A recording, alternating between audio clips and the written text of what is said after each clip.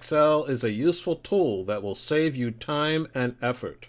It has formulas to manage your numbers, make charts, maintain large lists of data, and much more.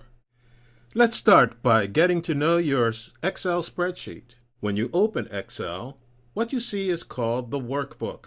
As the name implies, this is where you do your work. Inside the workbook are worksheets. You can have as many worksheets as you want. As you can see, there are sheets 1 through 5, and you can add more. At the top of your screen is what is the toolbar, with all the features and tabs you can see. These features are very important, and we will review the top most useful ones in future videos. And then there is the formula bar, where you type your text and formulas. The workbook has many features. Let's review them. First, there are columns. They are identified with letters, and they are vertical. Then there are rows.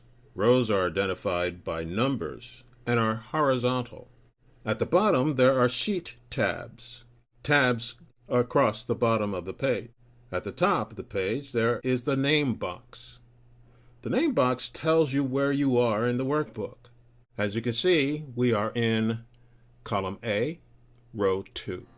We have reviewed the most commonly used terms in Excel 2016. In future videos, we will show you how to use Excel to manage your business.